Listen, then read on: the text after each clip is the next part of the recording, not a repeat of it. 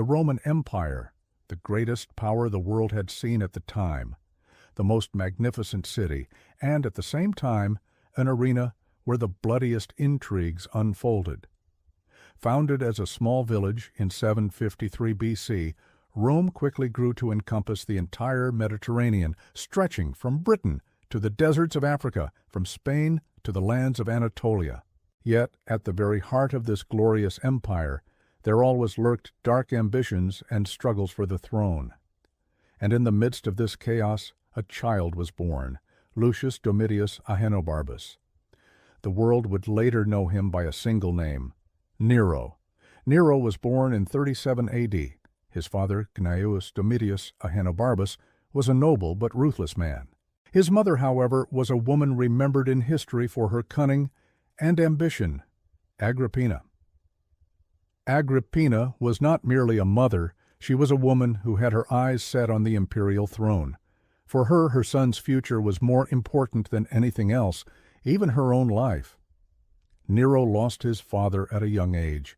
Throughout his childhood, he grew up under his mother's shadow. Agrippina schemed tirelessly to secure her son's place in the empire, forging powerful alliances and weaving dangerous intrigues within the imperial palace. At that time, the Roman throne was held by Emperor Claudius. At first, Claudius had been underestimated because of his strange speech and unsteady movements. Yet, through intelligence and political skill, he managed to govern Rome effectively. Agrippina set her sights on him. After Claudius's wife died, she used all her charm, wit, and ambition to marry him. In doing so, Nero became the emperor's stepson. But for Agrippina, that was not enough. Her son had to wear the crown himself. From an early age, Nero received an exceptional education. His mother wanted him not to be an ordinary prince, but a wise, artistic, and powerful ruler. His most important teacher was the renowned philosopher Seneca. Seneca taught him Stoic philosophy, showing him how to be a measured, just, and wise leader. It was also during this period that Nero developed his passion for the arts, music, poetry, and theater. He began to dream of being not just an emperor, but also an artist. Yet beneath these dreams, darker feelings grew: ambition, desire, and an insatiable hunger for applause. When Nero was still a young man, Agrippina made her final move. According to many historians, Emperor Claudius died under suspicious circumstances. Rumor has it that Agrippina poisoned him with deadly mushrooms. After Claudius's death, the question of succession arose. Claudius had a biological son, Britannicus, but Agrippina exerted her full influence over the Senate, ensuring that Nero was declared emperor. And so, at just 17 years old, Nero ascended to the throne of the greatest empire in the world. The Roman people looked to their young emperor with hope. They saw him as the beginning of a new golden age. In his early reign, Nero indeed showed promise. Guided by Seneca and Burrus, the commander of the Praetorian Guard, he made just decisions, reduced taxes, and took measures that won the people's admiration. The Romans cheered their young emperor, proclaiming, "The golden age has returned." But this happiness would not last long. For within Nero's heart, his passion for the arts, his craving for spectacle, and his boundless ambition were growing stronger every day. Rather than focusing on governance, Nero immersed himself in music, poetry, and theater. He spent nights playing the lyre, singing songs, and writing verses. Rome's elite watched in alarm. To them, the emperor's duty was to rule, not to perform on stage. But for Nero, the true stage was not Rome. It was the theater. Meanwhile, the palace was rife with tension. Agrippina wanted to keep a firm grip on her son, while Nero, growing older, resented his mother's control. Their conflict soon escalated into one of the bloodiest power struggles in Roman history. Nero's reign had begun with great promise, but soon the darker side of the empire, and of the emperor himself, would come to light. The young ruler was on his way to becoming one of the most controversial figures in history. The Roman people had once looked to him with hope. But that hope would soon be replaced by fear, blood, and madness. For Nero was stepping step by step into his place as one of history's most infamous emperors. The second phase of Nero's reign marked the turning point when the hopeful image of his early years began to collapse. The young emperor's ambitions, passions, and obsessions increasingly shaped the daily life of Rome. At first, experienced statesmen like Seneca and Burrus guided him, balancing his decisions. But over time, Nero grew weary of their counsel, dismissed their influence, and pushed forward with his own desires. His bond with his mother Agrippina also unraveled. This was the woman who had done everything to place him on the throne, yet she now feared losing her hold over him. Nero, however, made it clear that he no longer wished to live under her shadow. Their growing tension spread whispers throughout the imperial palace as everyone sensed that a great conflict was looming. Into Nero's life entered a new woman, Poppaea Sabina. With her beauty, intelligence, and charm, she captured the emperor's heart. Yet Poppaea's rise proved disastrous for both Nero's first wife, Octavia, and for Agrippina. Poppaea constantly urged Nero to break from his mother completely. Nero first removed Agrippina from the palace and eventually resolved to erase her from his life altogether. According to ancient historians, Nero devised outlandish schemes to kill his mother. First, he gifted her a lavish ship, engineered to sink at sea. But Agrippina survived the sabotage, sensing the treachery. Nero would not give up. In the end, he sent assassins who murdered her. The death of Agrippina shocked Rome, for everyone knew the unthinkable had happened. An emperor had killed his own mother, violating one of the most sacred bonds of all. For Nero, there was no turning back. This crime transformed him. He grew more cruel, more ruthless, and increasingly paranoid. He began to distrust everyone around him. Even Seneca, once his trusted teacher, became a threat in his eyes. Nero pushed him aside, abandoning the philosopher's guidance. Meanwhile, his passion for the arts became all-consuming. It was no longer enough for him to write poetry or play music in private. He now wanted to perform publicly, to act on stage. For Rome's elite, this was scandalous. To them, an emperor taking the stage to sing or act was disgraceful. But Nero's greatest desire was to hear the applause of the people. He saw himself less as a ruler and more as an artist. Rumors spread across Rome. The emperor was neglecting state affairs, spending his days with poets, musicians, and performers. Nero ignored the criticism. In his mind, his destiny was not to govern, but to shine as a divine artist. Then came one of the greatest disasters in Rome's history. In 64 A.D., the Great Fire of Rome erupted. Vast sections of the city were consumed, thousands of homes were reduced to ashes, and countless lives were lost in the flames. The true cause was never confirmed, but whispers spread rapidly. Nero himself had ordered the fire. According to the rumor, he wanted to rebuild the city according to his own taste, and during the inferno, he supposedly stood on a tower, playing the lyre and reciting poetry. The people's rage turned upon the emperor. To deflect blame, Nero sought out scapegoats, the Christians. At that time, they were only a small minority in Rome. Nero unleashed horrific punishments upon them. Christians were tortured, thrown to wild beasts in the arenas, and even burned alive to serve as human torches at night festivals. This brutality would forever stain Nero's legacy as one of cruelty and tyranny. The dark path that began with his mother's murder reached its peak with the Great Fire and the persecution of Christians. Nero was no longer loved by his people. He was feared. Even among Rome's elite, discontent was spreading.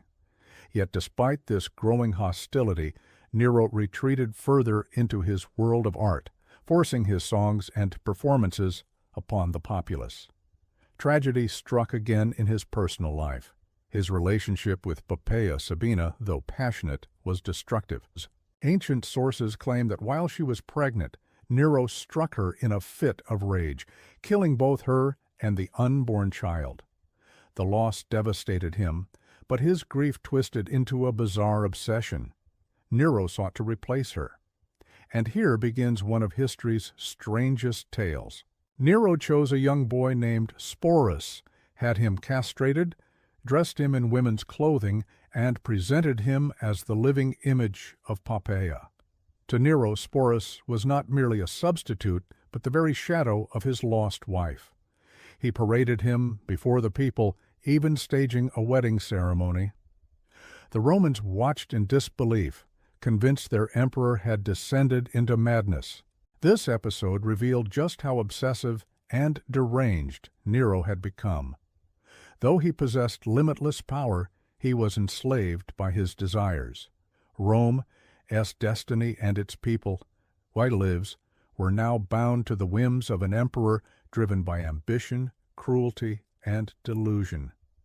The events of this second phase of Nero's reign remain among the most striking and terrifying chapters of Roman history. On one side stood his passion for art, spectacle, and glory. On the other, his paranoia, brutality, and descent into madness. Together, they forged Nero into one of the most controversial figures the world has ever known. In the second half of Nero's reign, the dark period that had begun earlier deepened even further. Rome's leading men, senators, and generals alike, were convinced that their emperor had lost his grasp on reality. His obsession with art, his passion for spectacle, and his growing discredit in the eyes of the people shook the very foundations of the Roman Empire. Yet Nero's greatest enemy was not Gallic rebels or conspirators within Rome, but rather his own insatiable desires and gnawing fears. One by one, those closest to him had vanished. Friends, advisors, even his family, gone. The death of Seneca, the tragedy of Octavia, the murder of his mother Agrippina, and the loss of Poppaea left Nero a solitary figure.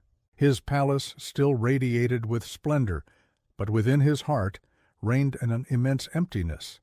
To fill this void, he threw himself into ever more extravagant banquets, artistic performances, and peculiar pleasures. But such distractions could not hold the empire together. By the year AD 68, unrest had spread across the provinces. In Gaul, the governor Vindex openly rose against Nero, daring to challenge imperial authority. The people of Rome, crushed beneath heavy taxes and weary of their emperor's extravagance, turned against him.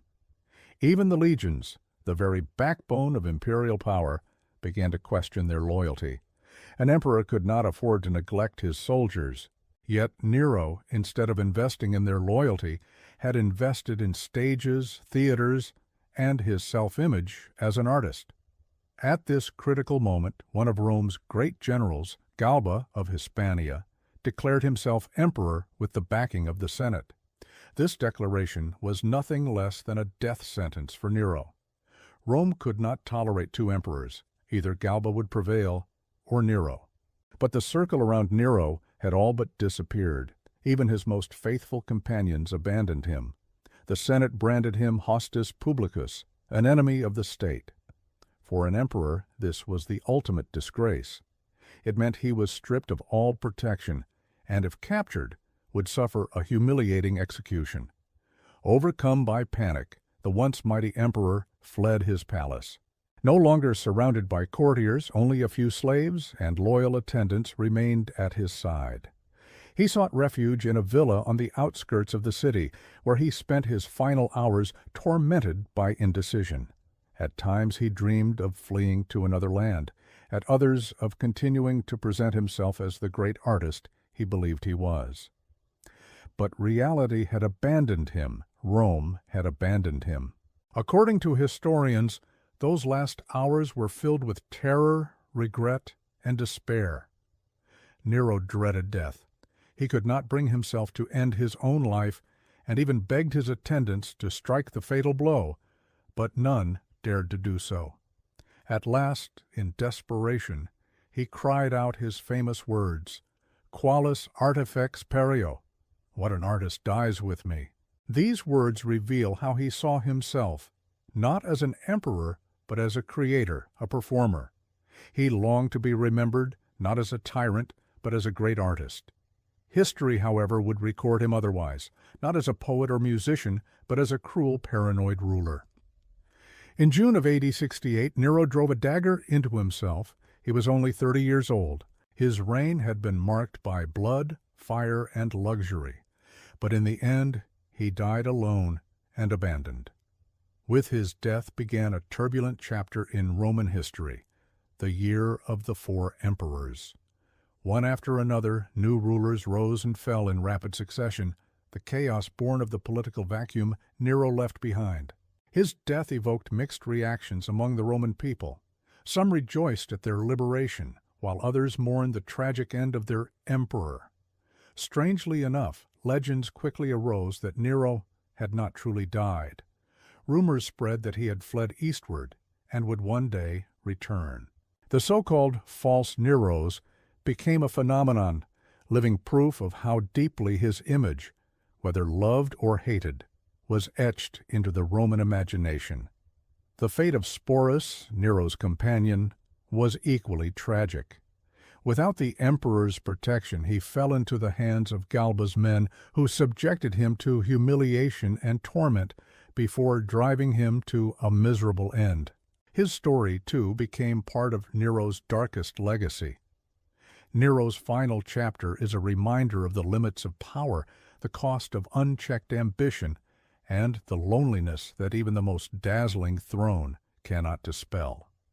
He began as a young man with a passion for art and performance, but suspicion, obsession, and the corrupting weight of absolute rule consumed him. Today, Nero remains one of history's most controversial figures. Some see him as a misunderstood ruler with an artistic soul, others as one of the cruelest tyrants Rome ever endured. Yet one fact is undeniable. Nero's story continues to captivate imaginations nearly 2 millennia after his death.